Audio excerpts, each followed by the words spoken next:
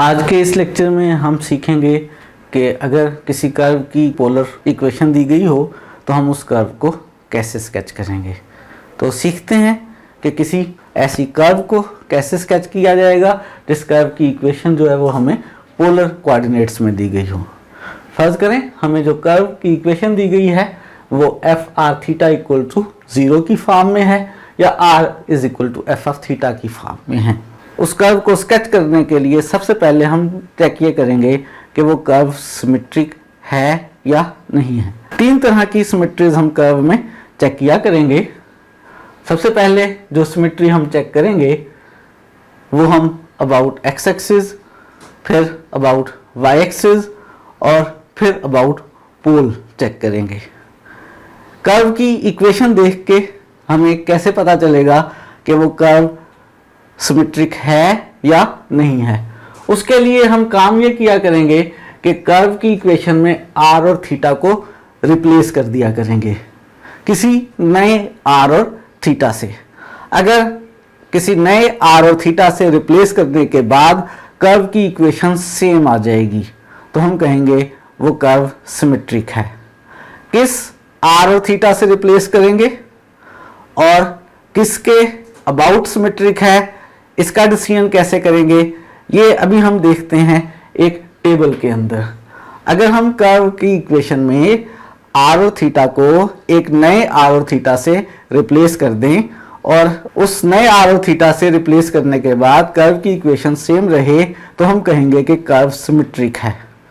किस के along symmetric है? एक्स एक्सिस के अलॉन्ग सिमेट्रिक है, वाई एक्सिस के अलॉन्ग सिमेट्रिक है या पोल के अलॉन्ग सिमेट्रिक है। और कौन सी सब्स्टिट्यूशन से हमें सिमेट्रिक होने का पता चलेगा वो हम एक टेबल में बनाकर देखते हैं। तीन तरह की सिमेट्रीज हम देखा करेंगे। Curve symmetric about x axis, about y axis, about pole. Replace किया करेंगे आर और थीटा को किसी नए आर और थीटा से। दो तरह की रिप्लेसमेंट्स हुआ करेंगी।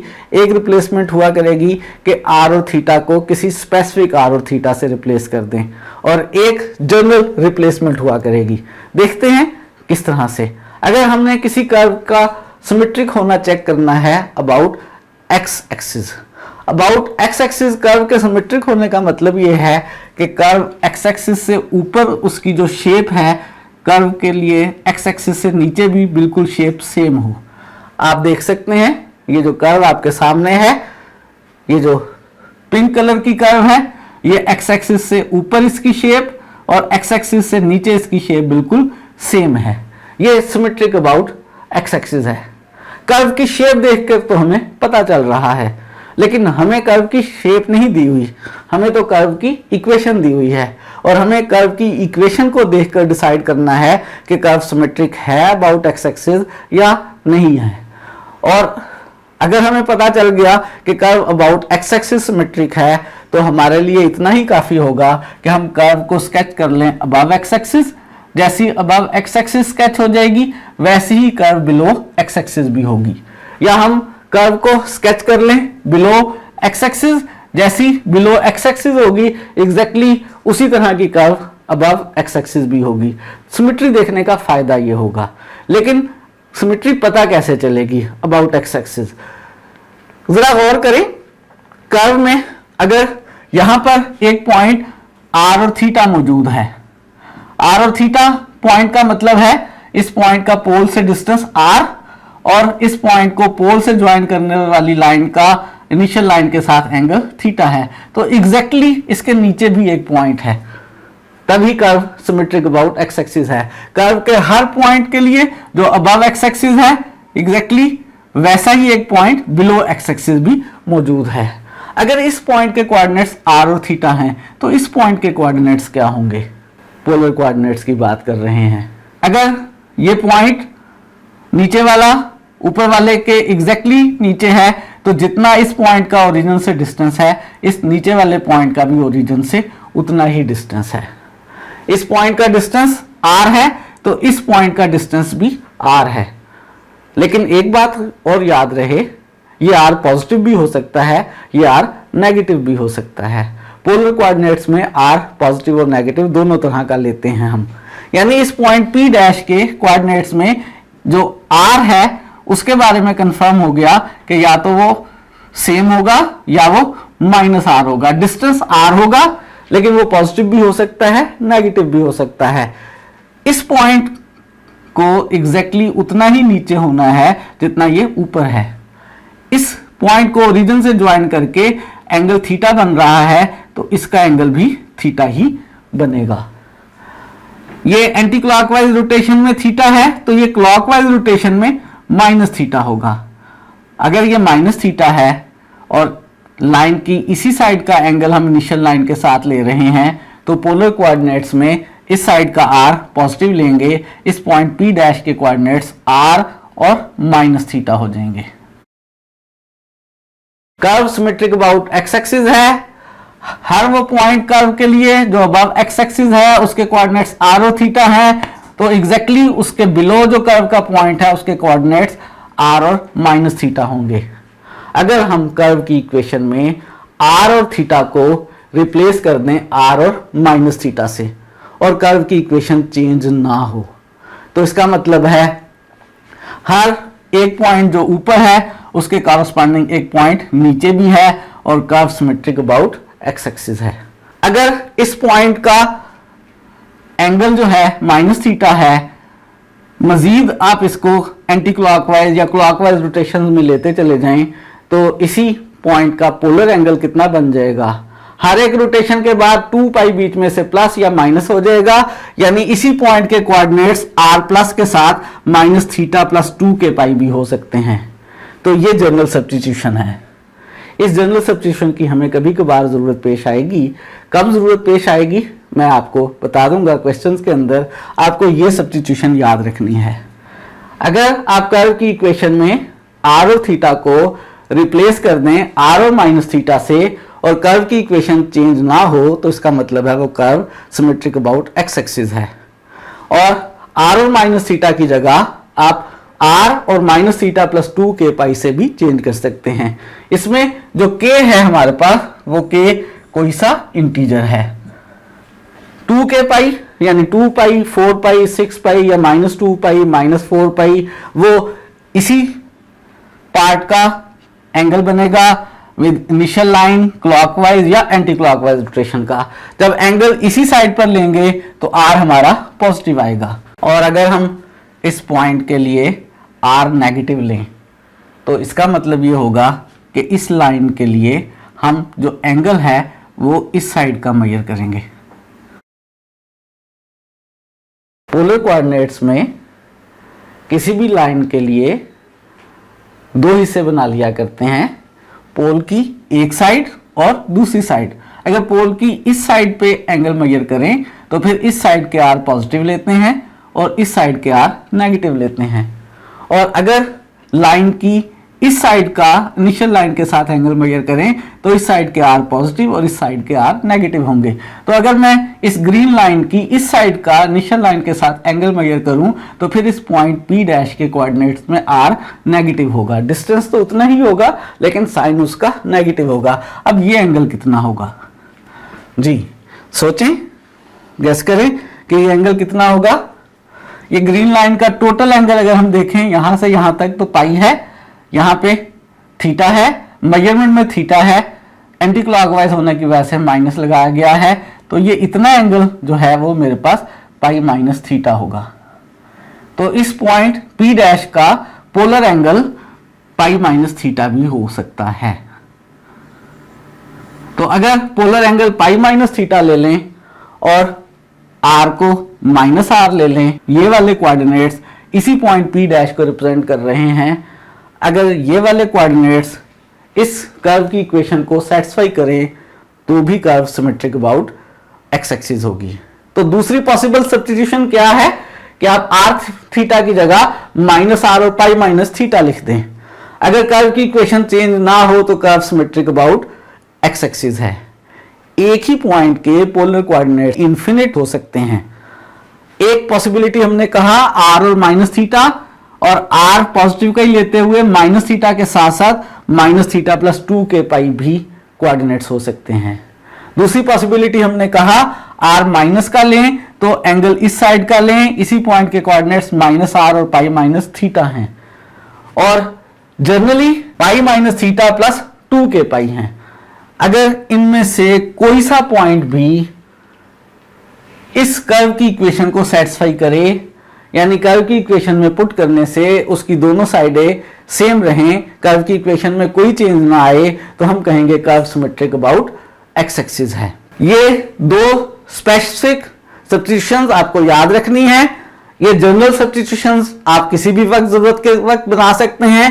इनमें सिंपली क्या करना है, माइनस थीटा के अंदर 2 पाई के मल्टीपल्स प्लस या माइनस कर लेने हैं।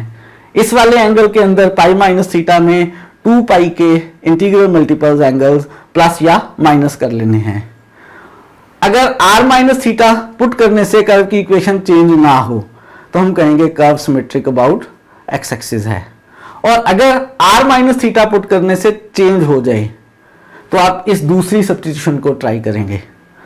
अगर इस दूसरी सब्स्टिट्यूशन से कर्व की इक्वेशन चेंज ना हो तो curve symmetric about x axis है। अगर कर्व की इक्वेशन पहली सब्स्टिट्यूशन से भी चेंज हो जाए, कर्व की इक्वेशन दूसरी सब्स्टिट्यूशन से भी चेंज हो जाए, तो फिर curve symmetric about x axis नहीं होगी।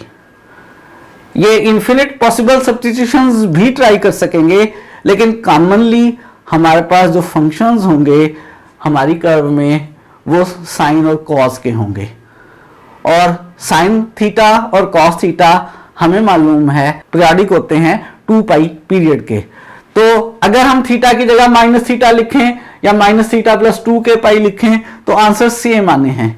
इसलिए इन इन्फिनिट सब्स्टिट्यूशंस की कॉमनली हमें जरूरत पेश नहीं आती है। ट्रिग्नोमेट्रिक फंक्शंस हो इक्वेशंस में, साइन थीटा कॉस थीटा हो और पाई माइनस थीटा लिखें या पाई माइनस थीटा प्लस 2k पाई लिखें, आंसर हमेशा सेम ही आने हैं। इसलिए इन इन्फिनिट सब्स्टिट्यूशंस की हमें कभी कभार ही जरूरत पेश आएगी अगर ट्रिग्नोमेट्रिक फंक्शंस में साइन थीटा कॉस थीटा ना हो, बल्कि साइन 2 थीटा या sine theta by 2, cos 2 theta, cos theta by 2, यानी थीटा के मल्टीपल्स आ रहे हों ट्रिग्नोमेट्रिक फंक्शंस के अंदर, तब हम इन्फिनिट सब्स्टिट्यूशंस के बारे में सोचेंगे। फिलहाल आपको ये वाली बात पिक्चर के साथ समझ आई है या नहीं आई है? आपको याद रखना है इन दो सब्स्टिट्यूशंस को कि r थीटा को r माइनस थीटा से रिप्लेस करें। अगर कर्व की इक्वेशन चेंज नहीं हुई तो curve symmetric about x axis है। ऐसी सूरत में आप कर्व का सिर्फ अबव पोर्शन ड्रा कर लें या सिर्फ बिलो पोर्शन ड्रा कर लें, एक पोर्शन ड्रा कर लें, दूसरा पोर्शन एग्जैक्टली वैसा ही होगा। और अगर r माइनस थीटा से कर्व की इक्वेशन चेंज हो गई है तो ये वाली सब्स्टिट्यूशन पुट करें, माइनस r और पाई माइनस थीटा लिखें। अगर कर्व की इक्वेशन चेंज ना हो तो सिमेट्रिक है। किसी एक सब्स्टिट्यूशन से भी अगर कर्व की इक्वेशन चेंज ना हो तो curve symmetric about x axis है। दोनों सब्स्टिट्यूशन से कर्व की इक्वेशन चेंज हो जाए तो curve symmetric about x axis नहीं है। तो सबसे पहले आपने कर्व को स्केच करने के लिए उसकी सिमेट्रीज चेक करनी है। 3 तरह की सिमेट्रीज चेक करनी है, about x axis, y axis और पोल। अबाउट एक्स एक्सिस की सिमेट्री कैसे चेक करनी है वो मैंने 2 सब्स्टिट्यूशंस आपको बता दी हैं और उसका फायदा भी आपको बता दिया है। अब देखते हैं ऐसी कर्व जो सिमेट्रिक अबाउट वाई एक्सिस हो, और देखते हैं कर्व की इक्वेशन में r और थीटा को किससे रिप्लेस करने पे हमें मालूम होगा कि curve symmetric about y axis है। फर्ज करें हमारे पास ये एक कर्व है, आप देख सकते हैं ये हमारे पास जो वाई एक्सिस है, वाई एक्सिस की राइट पर और वाई एक्सिस की लेफ्ट पर ये पिंक कलर की कर्व एग्जैक्टली सेम है। अगर कोई पॉइंट वाई एक्सिस की राइट साइड पर है तो एग्जैक्टली वैसा ही पॉइंट वाई एक्सिस की लेफ्ट साइड पर भी है।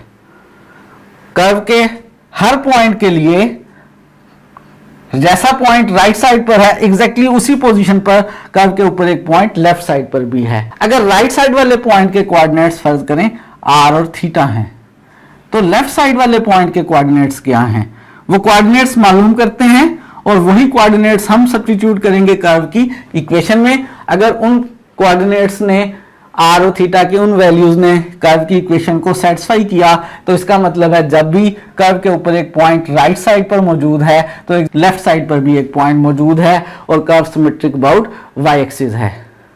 इस पॉइंट के कोऑर्डिनेट्स r और थीटा होने का मतलब है ओरिजिन से पोल से इसका डिस्टेंस r और x एक्सिस के साथ एंगल थीटा बन रहा है।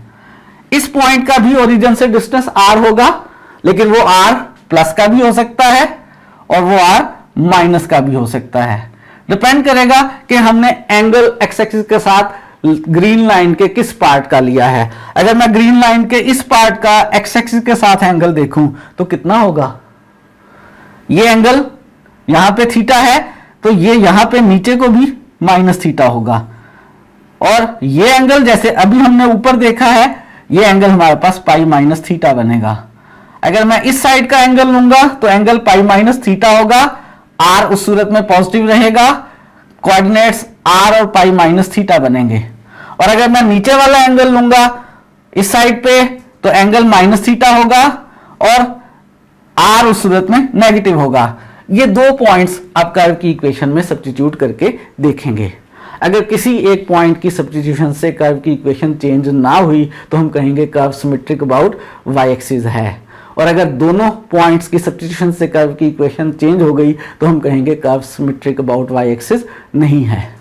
तो हम क्या सब्स्टिट्यूशन करेंगे, एक सब्स्टिट्यूशन जो है हम करेंगे आर और थीटा की जगह आर और पाई माइनस थीटा।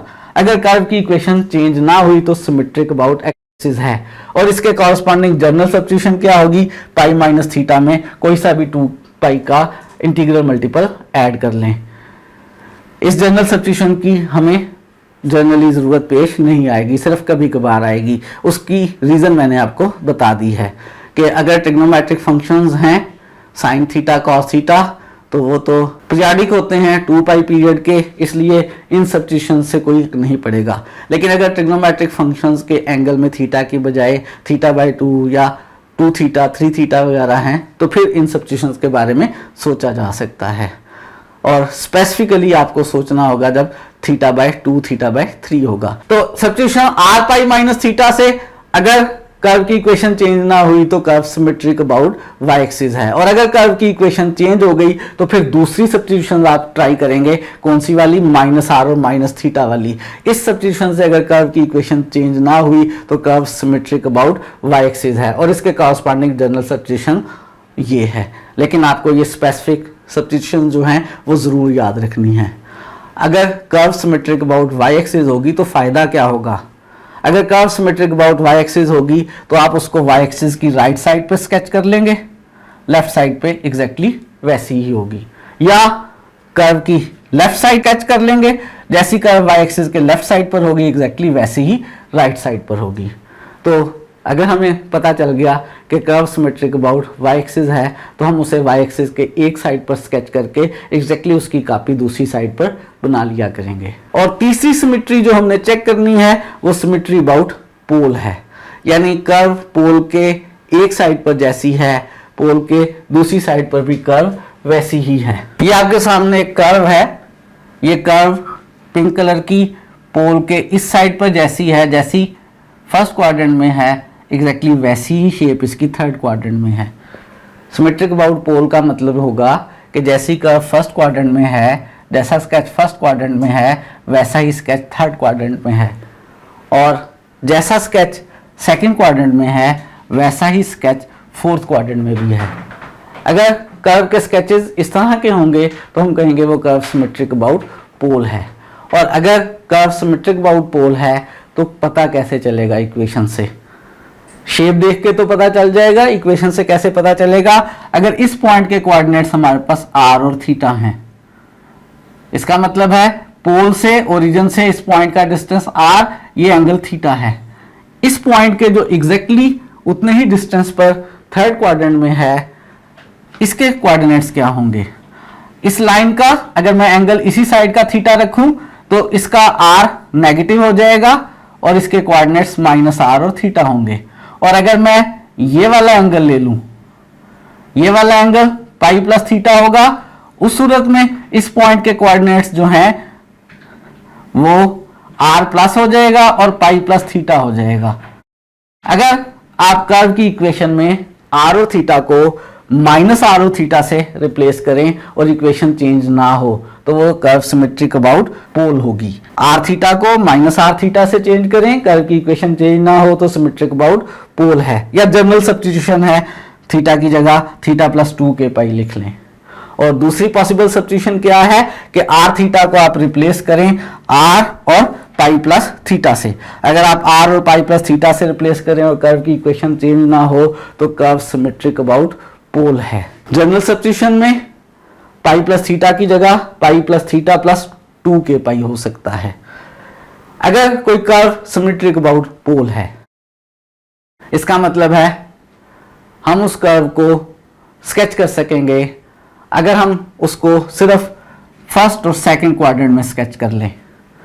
जैसी कर्व की शेप फर्स्ट क्वाड्रेंट में आएगी वैसी शेप थर्ड क्वाड्रेंट में बना लेंगे, जैसी उसकी शेप सेकंड क्वाड्रेंट में आएगी वैसी ही उसकी शेप फोर्थ क्वाड्रेंट में बना लेंगे। तो आपको उसको स्केच करने के लिए 0 से 2 पाई तक पूरा एक सर्कल नहीं स्केच करना पड़ेगा, सिर्फ अबव पार्ट में स्केच कर लें। जैसी फर्स्ट क्वाड्रेंट में बने वैसी ही थर्ड क्वाड्रेंट में बना लें, जैसी सेकंड क्वाड्रेंट में बने वैसी ही फोर्थ क्वाड्रेंट में बना लें।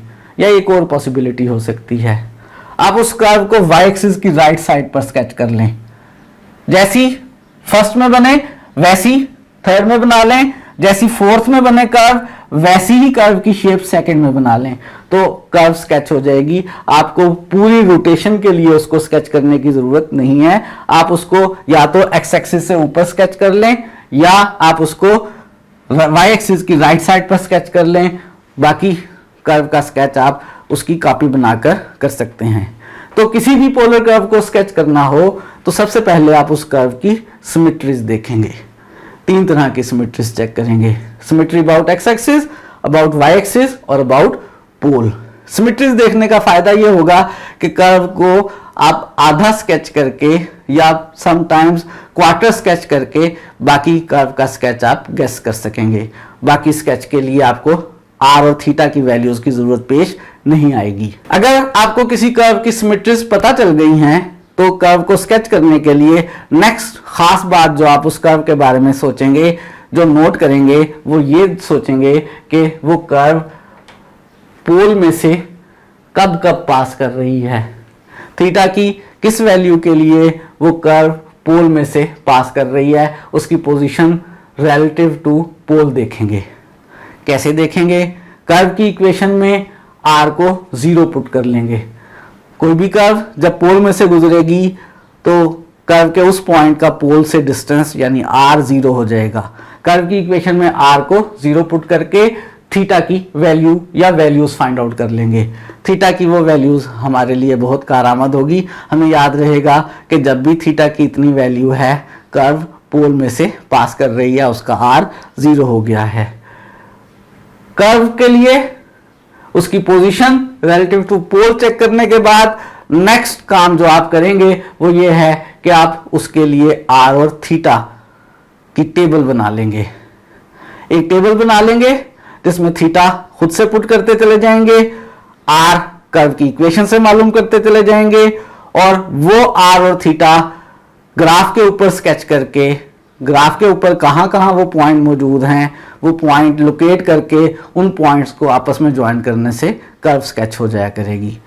कर्व के लिए जब हमने पॉइंट्स लेने हैं, टेबल ऑफ वैल्यूज बनानी है, तो कितने थीटाज लेने हैं, कितने थीटाज के कॉरस्पॉन्डिंग हमने आर निकालने हैं और कितने पॉइंट्स थीटा और आर को या कितने पॉइंट्स आर और थीटा को हमने स्केच करना है, मार्क करना है और उनको ज्वाइन करके कर्व बनानी है।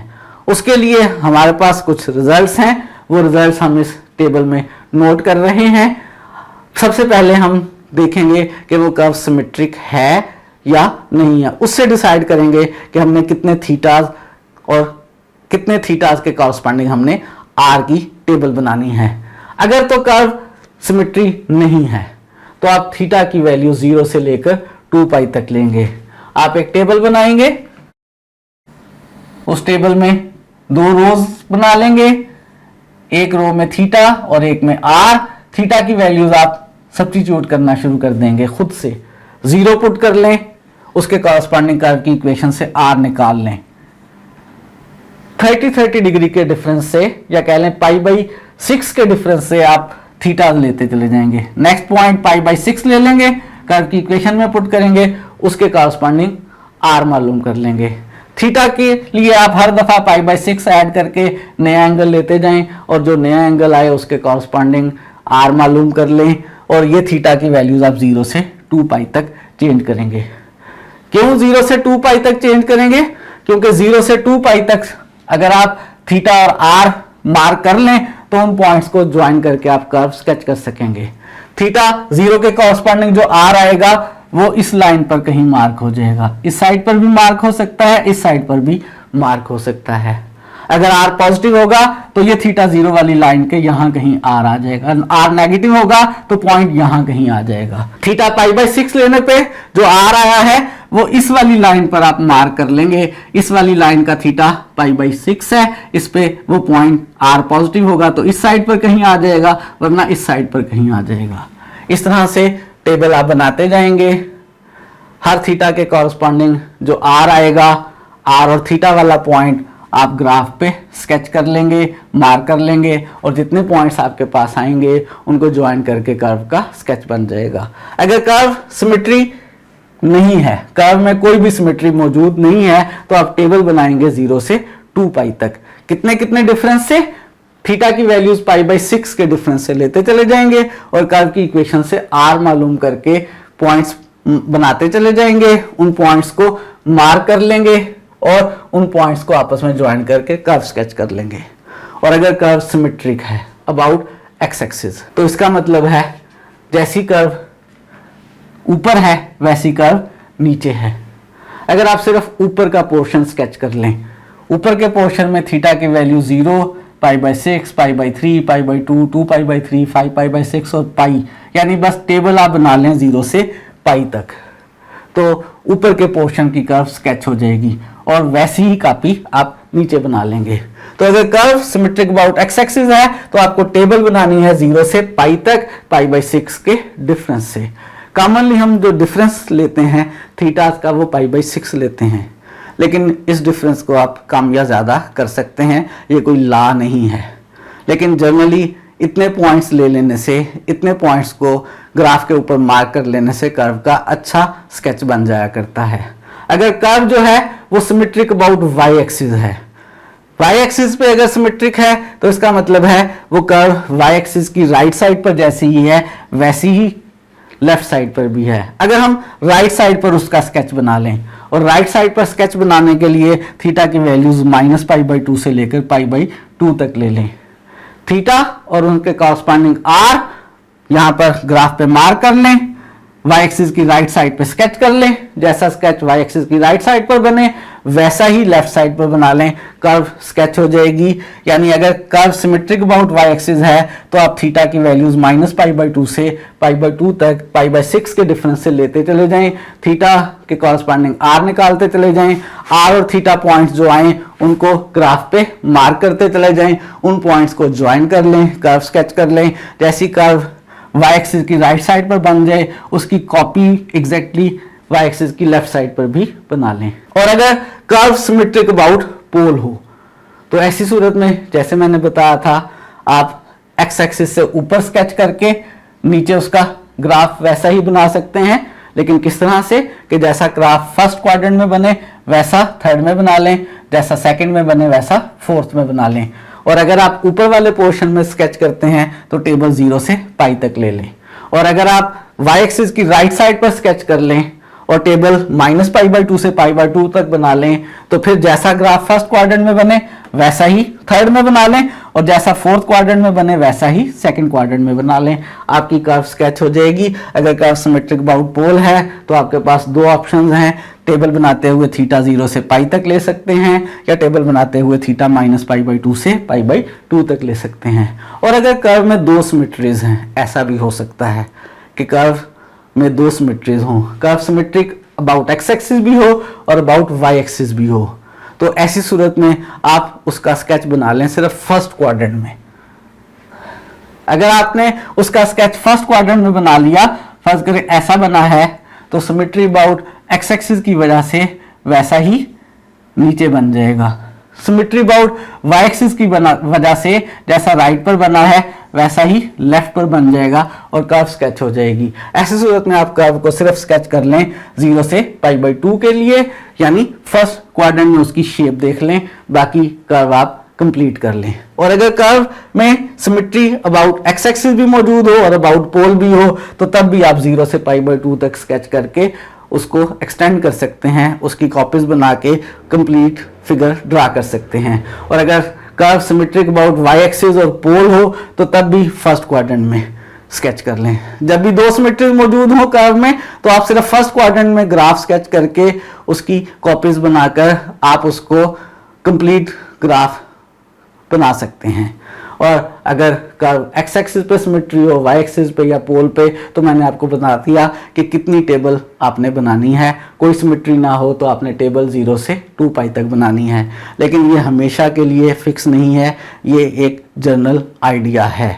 ये उस वक्त तक है जब तक आपके पास ट्रिग्नोमेट्रिक फंक्शंस के एंगल में थीटा मौजूद हो। लेकिन अगर ट्रिग्नोमेट्रिक फंक्शंस के एंगल में थीटा की बजाय θ/2 आ जाए या 2θ 3θ आ जाए तो फिर हम इन टेबल ऑफ वैल्यूज़ को चेंज भी कर सकते हैं।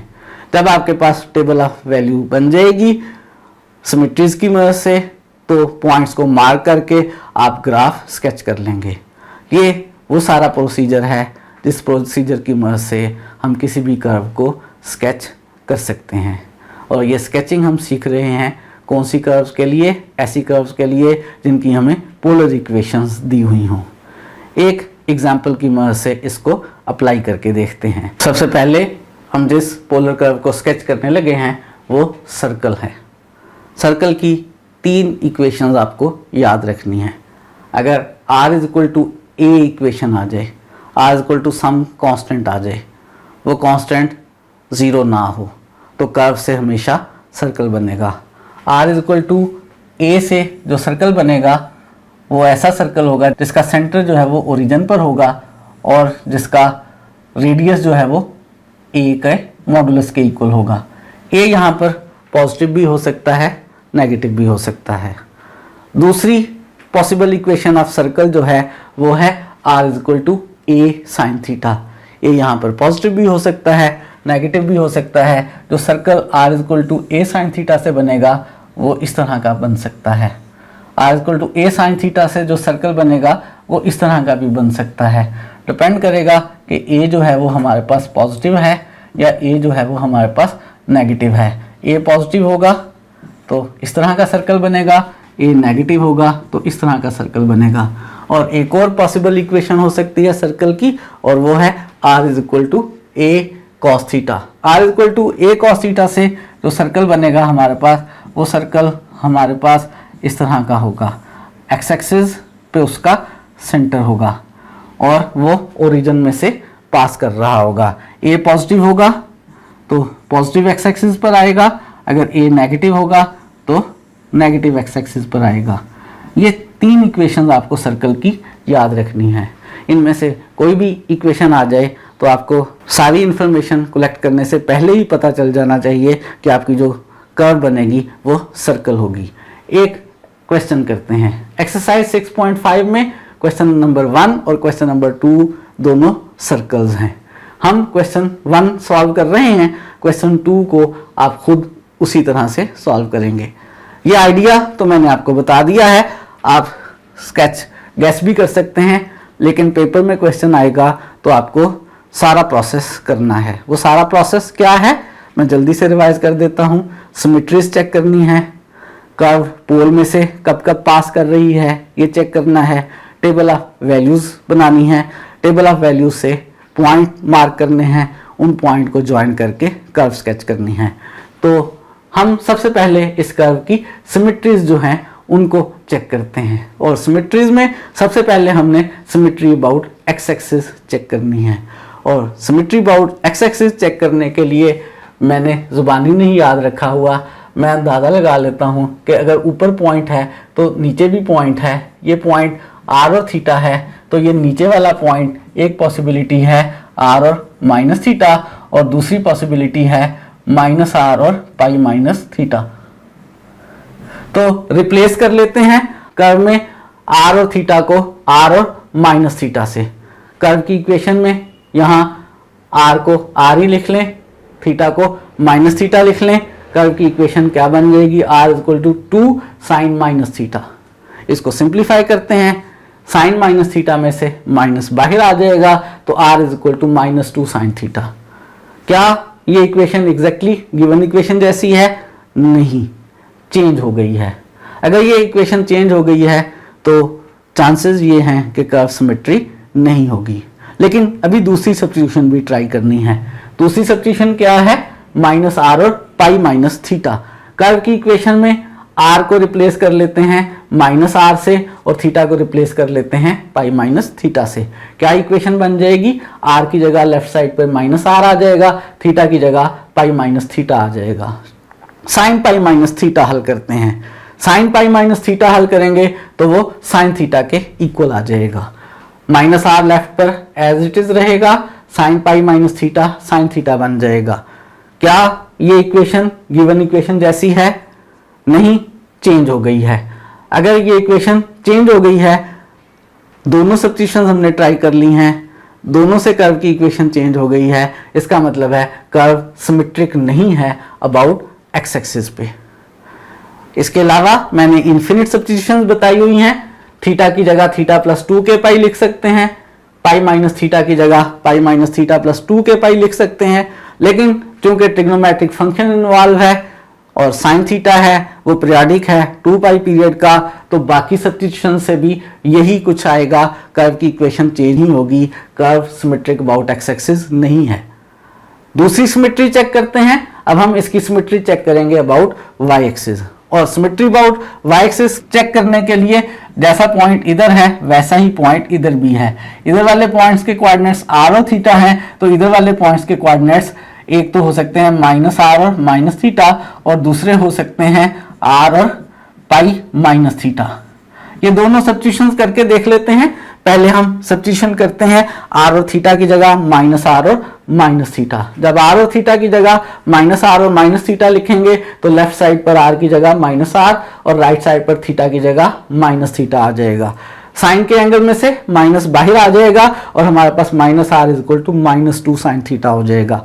माइनस दोनों साइड्स पर कैंसिल हो जाएगा और हमारे पास r is equal to 2 sine theta आ गया। ये इक्वेशन एग्जैक्टली गिवन कर्व की इक्वेशन जैसी आ गई, कर्व चेंज नहीं हुई, सेम आ गई, तो नतीजा निकला कि curve symmetric about y axis है। दूसरी सब्स्टिट्यूशन को चेक करने की जरूरत नहीं है। अगर किसी एक सब्स्टिट्यूशन से कर्व की इक्वेशन चेंज ना हो तो दूसरी सब्स्टिट्यूशन को चेक करने की जरूरत नहीं है। हमने 3 सिमेट्रीज में हर सिमेट्री के लिए 2-2 सब्स्टिट्यूशन 2-2 रिप्लेसमेंट्स याद की हैं। अगर पहली रिप्लेसमेंट से कर्व की इक्वेशन चेंज ना हो तो दैट स्पेसिफिक सिमेट्री कर्व में मौजूद है, और अगर कर्व की इक्वेशन पहली सब्स्टिट्यूशन से चेंज हो जाए तो दूसरी को ट्राई करेंगे। अगर दोनों से चेंज हो जाए तो फिर कह देंगे कि कर्व सिमेट्रिक नहीं है। इस वजह curve symmetric about y axis है। अब हम कर्व की सिमेट्री चेक करते हैं अबाउट पोल पे। सिमेट्री अबाउट पोल चेक करना चाहते हैं। कर्व है हमारे पास r is equal to 2 sine theta. Symmetry about pole का मतलब है कि जैसा पॉइंट यहाँ है वैसा ही पॉइंट यहाँ है। इस पॉइंट के कोऑर्डिनेट्स अगर r और थीटा हैं तो इस पॉइंट के कोऑर्डिनेट्स हमारे पास एक पॉसिबिलिटी तो है कि माइनस r और थीटा हो जाएं और दूसरी पॉसिबिलिटी है कि r और पाई प्लस थीटा हो जाएं। ये दोनों सब्स्टिट्यूशंस ट्राई कर लेते हैं। हम रिप्लेस कर रहे हैं कर्व की इक्वेशन में r थीटा को माइनस r और थीटा से। ये कर्व की इक्वेशन है। r की जगह माइनस r लिख लिया, थीटा की जगह थीटा ही लिखा। Minus r is equal to 2 sine theta. क्या सेम है? ऐसी है? नहीं, कर्व की इक्वेशन जो है वो चेंज हो गई है। अगर कर्व की इक्वेशन चेंज हो गई है तो इसका मतलब क्या है? क्या कह दूं कि कर्व सिमेट्रिक नहीं है अबाउट पोल? नहीं, अभी नहीं कहूंगा। अभी दूसरी सब्स्टिट्यूशन ट्राई करेंगे। तो रिप्लेस करते हैं r और थीटा की जगह r और पाई प्लस थीटा। r की जगह r ही लिख लेंगे, थीटा की जगह पाई प्लस थीटा लिख लिया। साइन पाई प्लस थीटा को हल करते हैं। साइन पाई प्लस थीटा को हम हल करेंगे तो माइनस साइन थीटा आ जाएगा। r is equal to minus 2 sine theta आ गया। ये कर्व की इक्वेशन है। और रिप्लेसमेंट के बाद जो नई इक्वेशन बनी है वो कर्व की इक्वेशन से चेंज हो गई है। दोनों सब्स्टिट्यूशन से कर्व की इक्वेशन चेंज हो गई है। इन्फिनिट सब्स्टिट्यूशन की जरूरत नहीं है क्योंकि साइन थीटा इन्वॉल्व है जो पीरियोडिक है 2 पाई पीरियड का। दोनों सब्स्टिट्यूशन से कर्व की इक्वेशन चेंज हो गई है, तो इसका मतलब है कर्व सिमेट्रिक नहीं है अबाउट पोल। हमने 3 सिमेट्रीज चेक कर ली हैं, अबाउट एक्स एक्सिस नहीं है, अबाउट वाई एक्सिस है, अबाउट पोल नहीं है। Curve symmetric about y axis है। हमने कर्व की पोजीशन चेक करनी है रिलेटिव टू पोल। आर की जगह कर्व की इक्वेशन में 0 सब्स्टिट्यूट करते हैं। आर की जगह 0 सब्स्टिट्यूट किया तो 0 is equal to 2 sine theta, 2 से डिवाइड कर दें तो sine theta is equal to 0। और याद करें कौन कौन से एंगल का साइन 0 होता है, इन्फिनिट पॉसिबिलिटीज हैं, 0 का, पाई का, 2 पाई का, 3 पाई का, माइनस पाई का, -4 पाई का। लेकिन आपको उनमें से सिर्फ इतनी पॉसिबिलिटीज लेनी है, इतने पॉइंट्स लेने हैं जो 0 और 2 पाई के दरमियान आ रहे हैं। तो साइन थीटा 0 है अगर थीटा की वैल्यू 0 हो, पाई हो या 2 पाई हो। वैसे इन्फिनिट पॉसिबल एंगल्स हैं, लेकिन हमने सिर्फ एक सर्कुलर रोटेशन के लिए ले लेने हैं। थीटा की इन वैल्यूज के लिए r 0 है, यानी जब भी थीटा 0 पाई या 2 पाई होता है तो कर्व का r 0 हो जाता है, कर्व पोल पे पहुंच जाती है। अब बनाते हैं टेबल ऑफ वैल्यूज। और चूंकि curve symmetric about y axis है तो हमने डिसाइड किया है कि कोई curve symmetric about y axis हो तो हम उस कर्व को y एक्सिस की राइट साइड पर स्केच करके वैसी ही कर्व लेफ्ट साइड पर बना लेंगे और कर्व का स्केच कंप्लीट हो जाएगा। इसके लिए हम टेबल बना रहे हैं -π/2 से लेकर π/2 तक। किस डिफरेंस से? हर दफ़ा π/6 एंगल ऐड करके। तो सबसे पहले थीटा की वैल्यू -π/2 इस कर्व की इक्वेशन में सब्स्टिट्यूट करते हैं। साइन -π/2 -1 के इक्वल होता है। 2 को -1 से मल्टीप्लाई करेंगे, r की वैल्यू -2 आ गई। माइनस का π/3 लिखेंगे, माइनस बाहर आ जाएगा।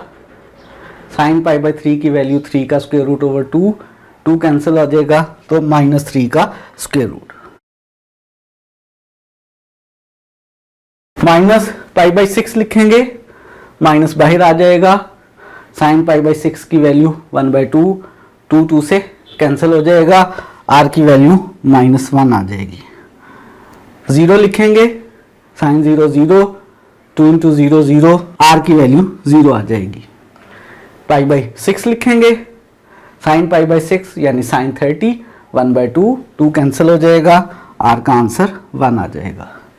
π/3 यानी 60, साइन 60, 3 का स्क्वायर रूट ओवर 2, 2 कैंसिल हो जाएगा, r की वैल्यू 3 का स्क्वायर रूट आ जाएगी। π/2 सब्स्टिट्यूट किया, साइन π/2 1, 2 × 1, r की वैल्यू 2 आ गई। हमारे पास r आ गए हैं थीटा के कॉरस्पॉन्डिंगली, यानी हमारे पास पॉइंट्स बन गए हैं r और थीटा। इन पॉइंट्स को ग्राफ के ऊपर मार्क करते हैं। हमने ग्राफ ले लिया, ये हमारी थीटा 0 या 2 पाई वाली लाइन है, ये वाली लाइन थीटा -π/6 वाली, ये वाली लाइन थीटा -π/3 वाली, ये वाली लाइन थीटा -π/2 या थीटा π/2 वाली लाइन, ये लाइन थीटा π/6 वाली, ये लाइन थीटा π/3 वाली। सबसे पहला पॉइंट थीटा -π/2 और r -2। थीटा -π/2 ये वाली लाइन, इस पे r पॉजिटिव होगा तो इस साइड पर, और r नेगेटिव है तो उस दूसरी साइड पर। थीटा -π/2 वाली लाइन ये इस साइड पे -π/2, r -2 इस साइड पे होगा। यहां से -2 ये फर्ज करें -1 और ये -2, ये हमारे पास पॉइंट आ गया जिसका थीटा कितना है -π/2 और r -2। दूसरा पॉइंट है हमारे पास थीटा -π/3 और r -3 का स्क्वायर रूट। थीटा -π/3 इस साइड पर, r नफी का इस लाइन की इधर वाली साइड, और माइनस का 3 का स्क्वायर रूट, यहां -1, यहां -2, -3 का स्क्वायर रूट यहां कहीं। उसके बाद थीटा की वैल्यू -π/6 और r की वैल्यू -1। थीटा की वैल्यू -π/6, r मनफी का इस लाइन की इधर वाली साइड पर, और -1। थीटा -π/6 वाली इस लाइन पर, r -1 ये वाला पॉइंट आ गया। इसके बाद थीटा 0 और r भी 0। थीटा 0 ये वाली लाइन, r0 यानी ये पोल पे कर्व आ गई। उसके बाद थीटा पाई बाई 6 पे r1, थीटा पाई बाई 6 वाली ये लाइन r1 इस साइड पे ही रहेगा, r मनफी होता तो इस साइड पर आ जाता, r प्लस का 1 ये वाला पॉइंट आ गया। थीटा इसके बाद पाई बाई 3, ये थीटा पाई बाई 3 वाली लाइन और इस पे r3 का स्क्वायर रूट, यहाँ पे 1, यहाँ 2 और 3 का स्क्वायर रूट यहाँ कहीं, और उसके बाद थीटा पाई बाई 2 पे थीटा पाई बाई 2 ये वाली लाइन और इस पे r प्लस का 2 इसी साइड पर ये वाला पॉइंट, ये वही पॉइंट आ गया जो हमने थीटा माइनस पाई बाई 2 पर मालूम किया था। इन पॉइंट्स को आपस में ज्वाइन कर लेते हैं, फ्री हैंड के साथ ज्वाइन करना है। जब आप इन पॉइंट्स को फ्री हैंड के साथ ज्वाइन करेंगे तो ये आपके पास इसका रफ सा स्केच आ गया और ये एक सर्कल है। एग्जैक्टली इतनी एक्यूरेसी से नहीं बन पाएगा लेकिन ये सर्कल है। सिमेट्री अबाउट वाई एक्सिस थी, इसका मतलब है कर्व वाई एक्सिस की राइट साइड पर जैसी है वैसी ही लेफ्ट साइड पर होनी चाहिए। यहाँ पर ऑटोमेटिकली सिर्फ इतनी टेबल ऑफ वैल्यू से ही वाई एक्सिस की राइट साइड और लेफ्ट साइड पर कर्व एक जैसी बन चुकी है। मुझे सिमेट्री का इस्तेमाल करके जैसी राइट साइड पर कर्व है वैसी लेफ्ट साइड पर बनाने की ज़रूरत पेश नहीं आ रही है। कर्व चूंकि सिमेट्री अबाउट वाई एक्सिस थी, मैंने table of values minus pi by 2 से पाई बाई 2 तक ली। मेरा ख्याल था कि कर्व वाई एक्सिस की राइट साइड पर बनेगी, जैसी वाई एक्सिस की राइट साइड पर बनेगी वैसे ही मैं वाई एक्सिस की लेफ्ट साइड पर भी बना लूँगा। लेकिन इतनी ही टेबल ऑफ वैल्यू से कर्व वाई एक्सिस की दोनों साइड्स पर बिल्कुल एक जैसी पहले ही बन चुकी है। अब मुझे सिमेट्री से मज़ीद कोई कर्व बनाने की ज़रूरत नहीं है। ये मेरे पास कर्व है, हमने इस कर्व को स्केच कर लिया जिस कर्व की equation r is equal to 2 sin theta थी। तो किसी भी पोलर कर्व को स्केच करने के लिए क्या प्रोसेस है, क्या स्टेप्स हैं? सबसे पहले उसकी सिमेट्रीज चेक करें, फिर उसकी इक्वेशन में r को 0 पुट करके थीटा मालूम करें, फिर सिमेट्रीज की मदद से डिसाइड करके कि कितनी टेबल ऑफ वैल्यूज़ लेनी है, टेबल ऑफ वैल्यूज़ लें। टेबल ऑफ वैल्यूज़ की मदद से जो आपके पास r और थीटा वाले पॉइंट्स बने उन पॉइंट्स को मार्क करें, उन पॉइंट्स को मार्क करके कर्व स्केच कर लें। कर्व स्केच करने के बाद देखें कर्व जिन एक्सिस पर सिमेट्री थी क्या एग्जैक्टली कर्व वैसी बन गई है। अगर वैसी बन चुकी है तो ठीक है, वही हमारा स्केच है।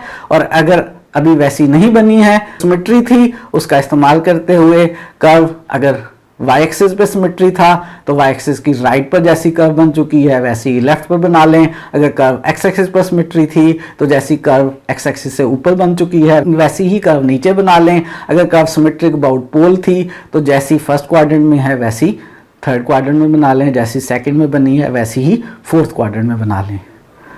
तो हमने आज सीखा है पोलर कर्व को स्केच करना और हमने एक्सरसाइज में से एक क्वेश्चन किया है। नेक्स्ट आने वाले 2 से 3 लेक्चर्स में हम इसी चीज़ का इस्तेमाल करते हुए, इसी पूरे प्रोसेस को फॉलो करते हुए हम कुछ पोलर कर्व्स को स्केच करेंगे। आज के लिए इतना ही रखते हैं।